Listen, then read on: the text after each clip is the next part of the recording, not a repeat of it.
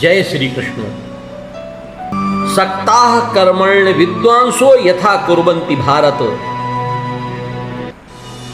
सक्ताः कर्मण्य विद्वांसो, सक्ता माने आसक्त लोग। देखिए यहां पर अपने को बताया कि यद्यपि उन्हें कर्म करने की आवश्यकता नहीं है, लेकिन फिर भी वो बहुत सावधानी पूर्वक संसार में कर्म को करते हैं। और अब इसी श्लोक में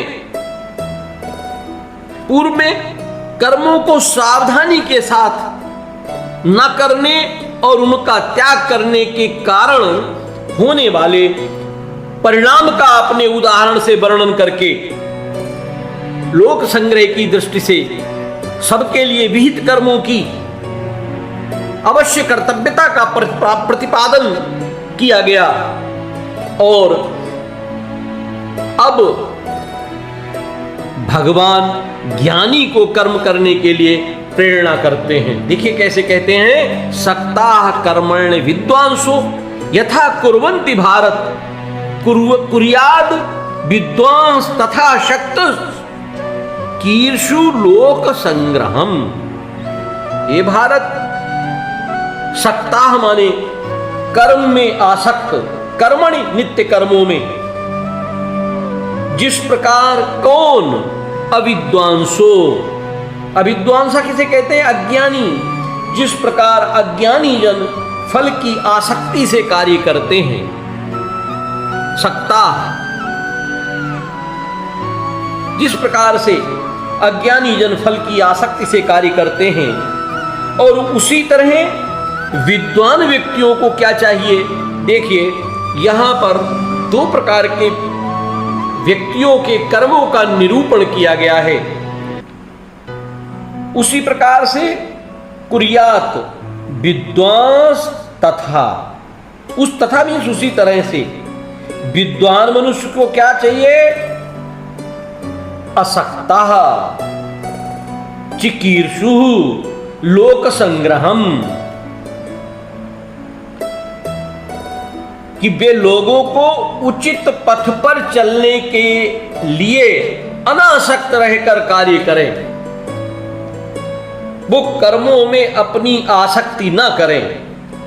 थोड़ा सा यहां पर भगवान ने निरूपण किया है, क्या, यथा और तथा। कैसे, जो कृष्ण भावना भावित मनुष्य है, एक तो दो प्रकार के व्यक्ति होते हैं, जो एक तो कृष्ण भावना भावित मनुष्य और दूसरा कृष्ण भावनाहीन व्यक्ति। इनमें क्या अंतर होता है बताया। कृष्ण भावनाहीन व्यक्ति में केवल इच्छाओं का भेद होता है। एक आसक्ति भाव से कर्म करता है और दूसरा अनासक्ति भाव से कर्म करता है।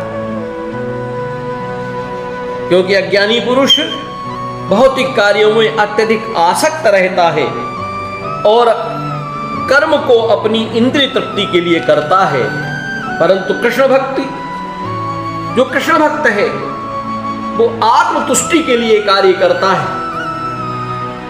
तो भगवान ने उपदेश दिया कि कृष्ण भावना भावित व्यक्ति को चाहिए कि वो लोगों को ये प्रदर्शित करे कि किस तरह कार्य किया जाता है। और इस प्रकार से जो अनन्य दूसरे प्रकार के लोग हैं, जो आसक्ति भावना से कार्य करते हैं, उनको कृष्ण भावनामृत कार्य में नियोजित करें।